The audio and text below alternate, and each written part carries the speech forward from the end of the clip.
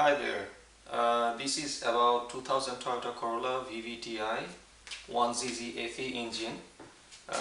This particular engine is very well known for its oil burning problem.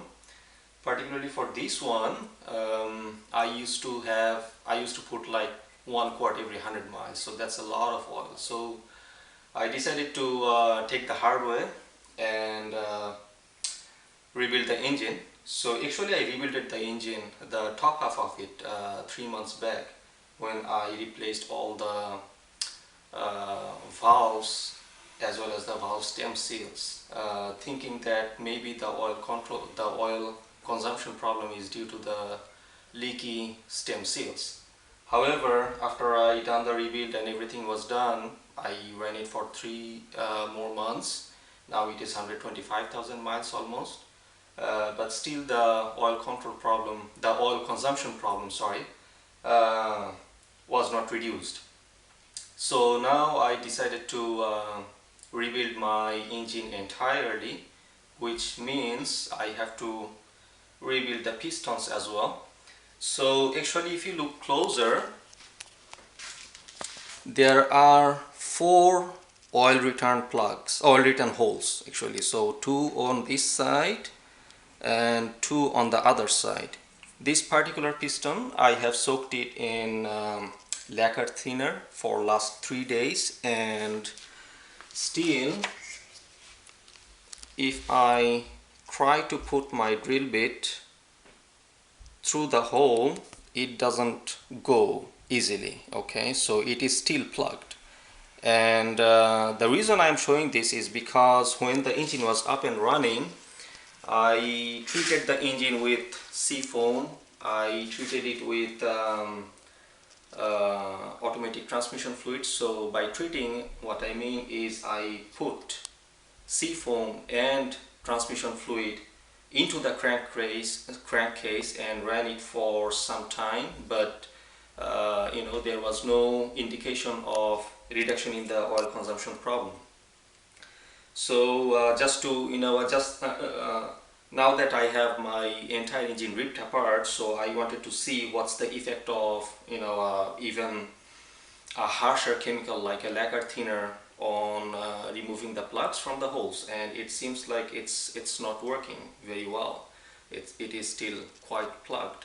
So actually Toyota knows about this problem, and they issued a report,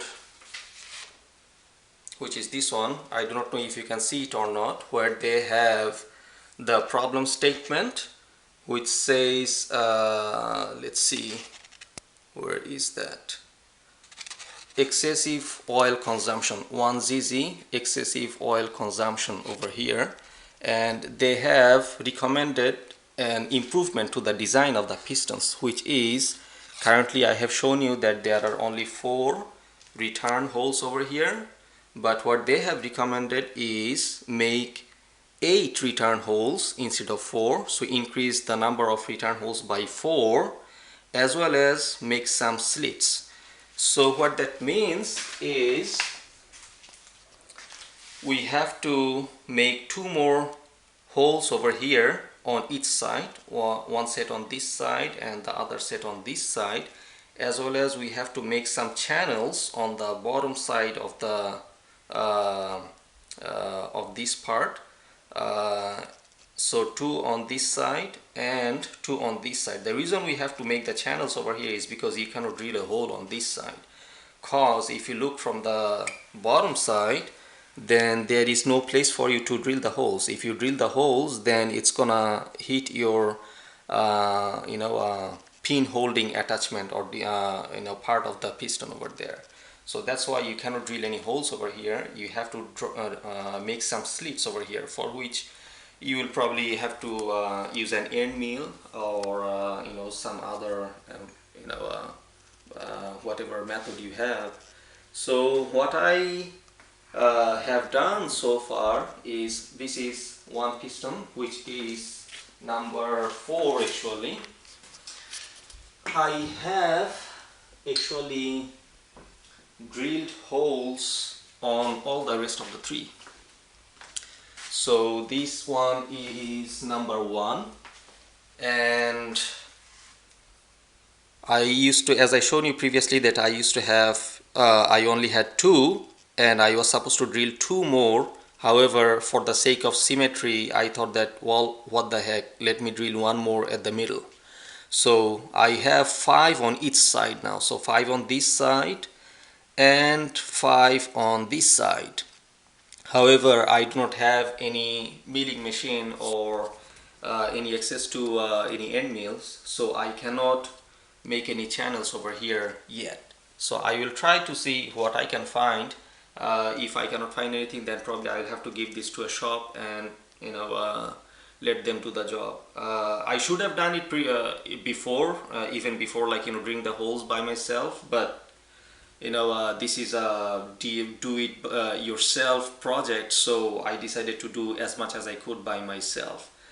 So this is the status of this. I have 5 holes on each side, so 10 holes in total. I still have to make the slits on each of the sides, and then I will start assembling it. Okay folks, so I did not give some other information. So when I actually took the pistons out, actually the oil control ring, it was moving, it was not stuck. However, the oil return holes, they were plugged. So as I said previously that I'm gonna make some holes. I already made some holes on the other 3 pistons, and I'm gonna show you how to make holes on these pistons. I am doing it in a very primitive way, you can say, because I do not have any access to any bench drill. So I am deciding to do it with a hand drill. I have my bit, and I do not have any vise either, so I am gonna use my legs as the vise. So be careful over here. This can be pretty dangerous. So once I make my punches, so just have a look that when I'm trying to make my punches, I'm holding the piston like this, so that even if it slides on either side, it's not a big deal. It should not slide basically, but when I am going to make the drills, then I will have to hold the piston like this, so that even if the drill moves or slides, it's never gonna come and hit me. So yeah, just be careful about it. A lot of DIY projects can go wrong because people are not careful, and the last thing you want is to hurt yourself while doing a project. So just be careful. Again, this is just for showing how I have done it. Probably this is not the correct way to do it. The best way to do it, of course, would be with a vertical drill or a bench drill, what I have mentioned before, as well as a milling machine. So let's do it. I will show just one hole for the sake of time, and then the rest are just similar. So I am drawing my punch here.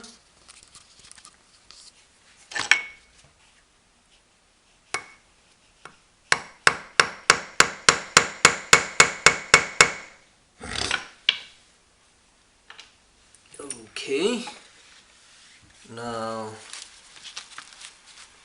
hold it tight, hold the drill machine as vertical as possible, and don't put too much pressure on the drill machine. You want to be gentle with it.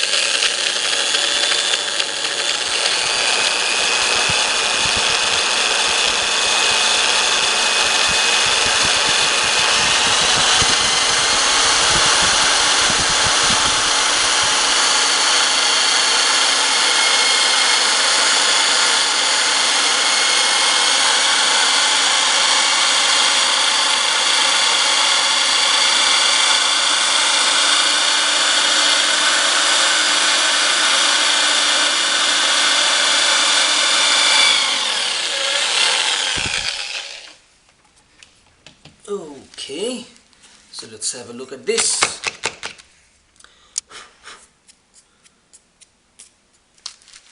Okay, so our new hole is done. You can look it from the back side that the hole is done. So after this is all completed, we still have to put some high pressure air to clean it, as well as I will probably use some brake fluid to clean it off. And once all the cleaning is done, then I will have to re-lubricate it. We have to make sure that there are no debris on any of the sliding parts, so just be extra careful about that.